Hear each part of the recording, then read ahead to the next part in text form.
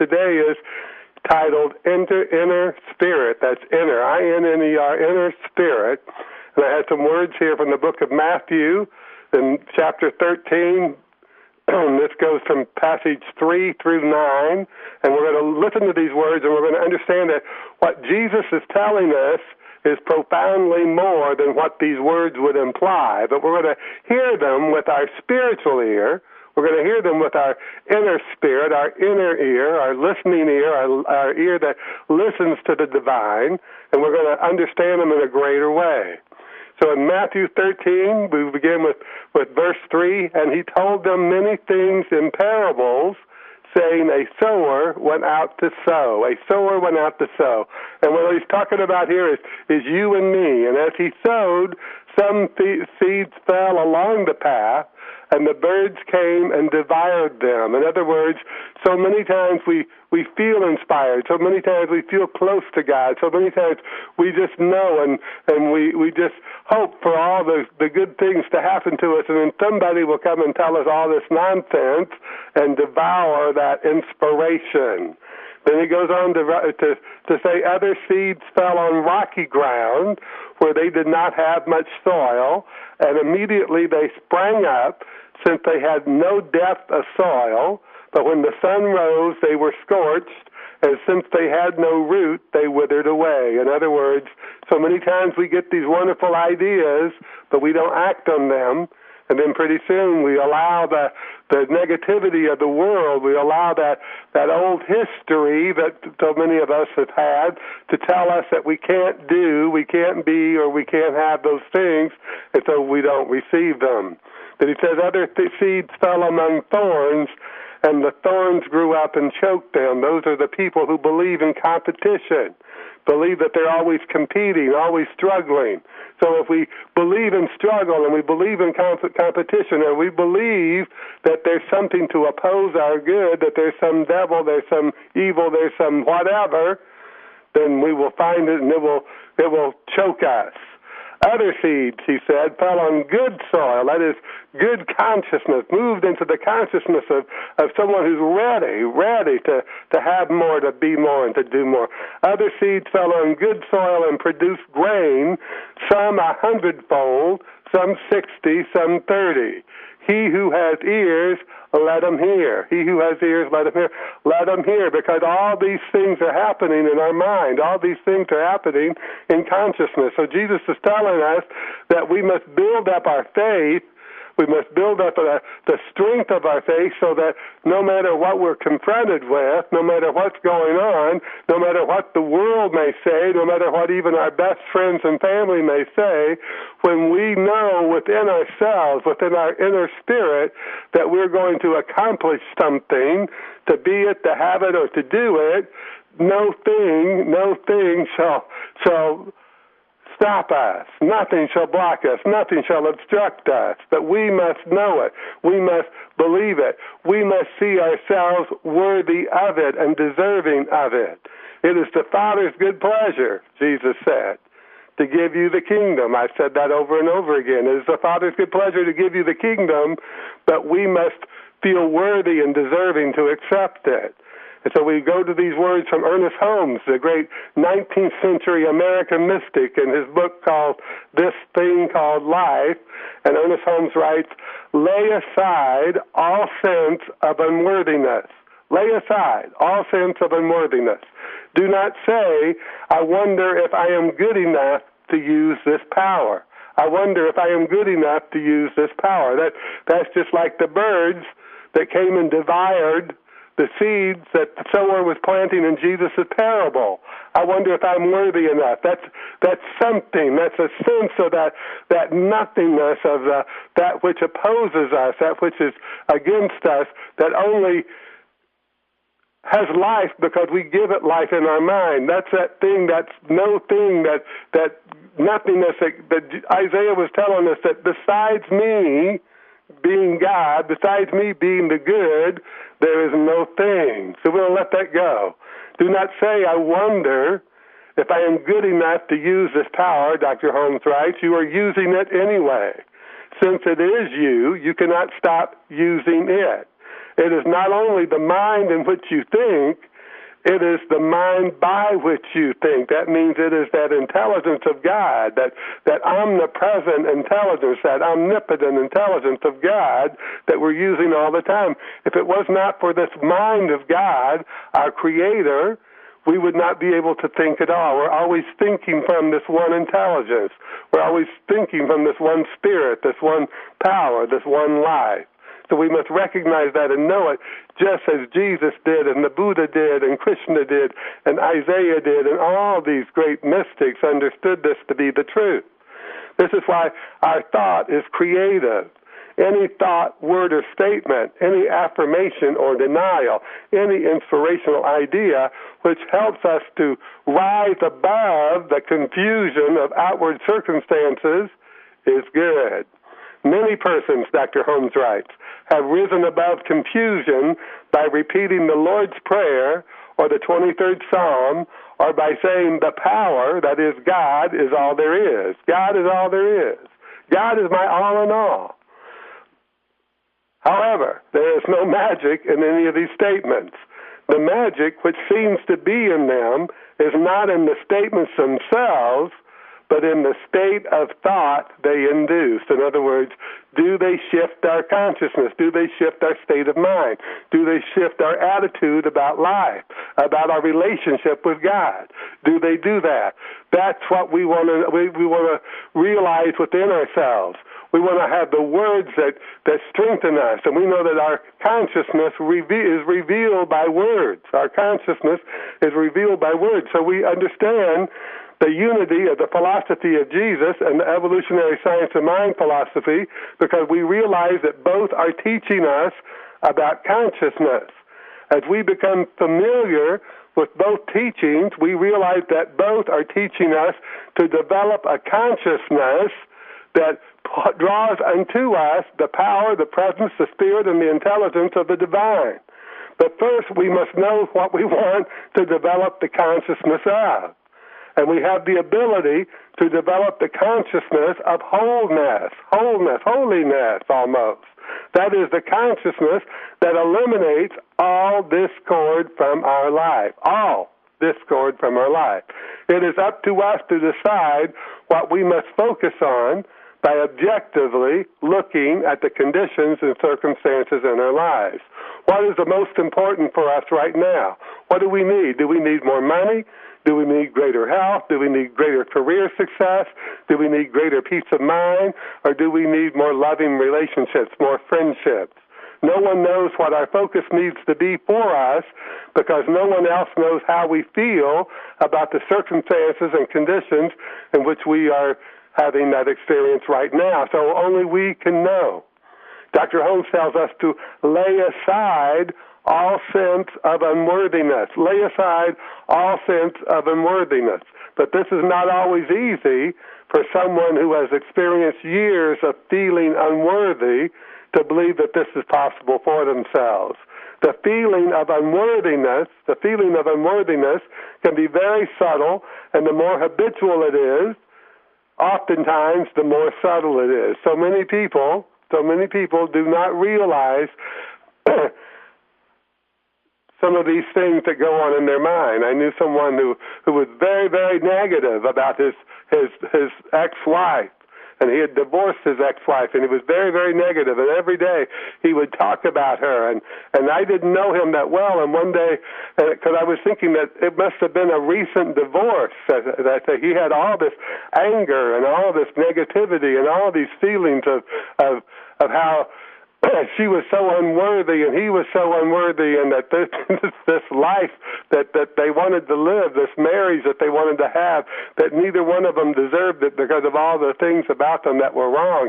And finally one day I asked him, well, when did you get that divorce from your ex-wife? And he said, 17 years ago. 17 years ago. But he had held it in his mind all this time as if it was today. He brought that 17-year history into his present state of mind, his present circumstances, his present environment. So we know that in the mental atmosphere of undeservingness, of negativity, of failure, and of loss, each and every one of us will experience that thing over and over and over again until we heal it, till we release it, till we let it go. But we must listen to ourselves, because no one else can hear what we have. As Jesus said, do you have ears to hear? He who has ears to hear, let him hear. Let him or her hear. Hear the words of your inner spirit. Hear the words of your thoughts. Hear the words of what you're thinking about your life, and be willing to heal it. Now, the mastermind Jesus approaches our development of this inner spirit or consciousness by revealing it to us in a parable that looks to nature for an explanation. He said, a sower went out to sow, and as he sowed, some seeds fell along the path.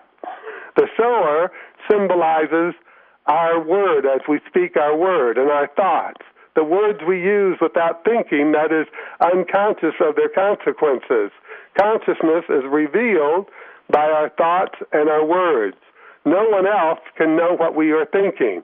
But if we pay attention to the words that we use and those used by others, consciousness will be revealed. Consciousness is revealed, I should say.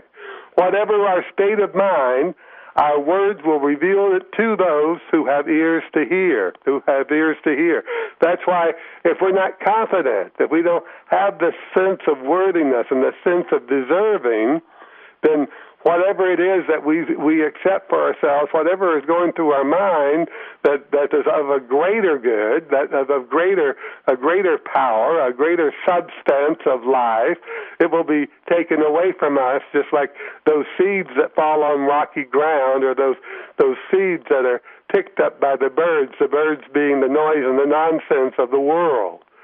So in his parable of the sower, Jesus is telling us how consciousness responds to truth and perhaps spiritual ideas. Now, Dr. Wayne Dyer wrote a book titled Excuses Be Gone. Now, I haven't read the book, but I do know that excuses reveal our consciousness like a siren going off, and if we will treat them like a siren going off and stop and listen to ourselves, we can eliminate them. But it's up to us to do it. The radical Jesus was making the point that we don't have to divorce ourselves from reason or intelligence in order to have faith. But we do have to pay attention to our words and the words that we hear from others. Many people, including some very otherwise intelligent people, see Jesus' parables as fairy tales rather than profound truths explained in the simplest form. The prodigal son is another parable in which Jesus explains consciousness, but many ministers and preachers will teach it as though it is a real story. The story of Jonah and the whale in the Bible is an allegory. Several years ago, I visited a Christian church, and the minister was talking about Jonah being inside the belly of a whale. At first, I was not aware that he was telling it as though it was an actual event, but after he rambled on about it for about 20 minutes, I realized that to him, it actually happened. And how sad is that? The Bible is filled with allegories, but Jesus taught in parables, which always contain a point that can lift our consciousness and open our mind to a greater realization of our personal and eternal relationship with the infinite, with God, with the divine, the Almighty. So let's go back to those words of Dr. Ernest Holmes and let ourselves be inspired. Lay aside all sense of unworthiness. Do not say, I wonder if I am good enough to use this power. You are using it anyway. Since it is you, you cannot stop using it. It is not only the mind in which you think, it is the mind by which you think. By. Underline that by in your mind. This is why your thought is creative. Any thought, word, or statement, any affirmation or denial, any inspirational idea which helps you to rise above the confusion of outward circumstances is good. And I would say rise above the noise and the nonsense of the world. Many persons have risen above confusion by repeating the Lord's Prayer or the 23rd Psalm, or by saying the power, that is God, is all there is. However, there is no magic in any of these statements.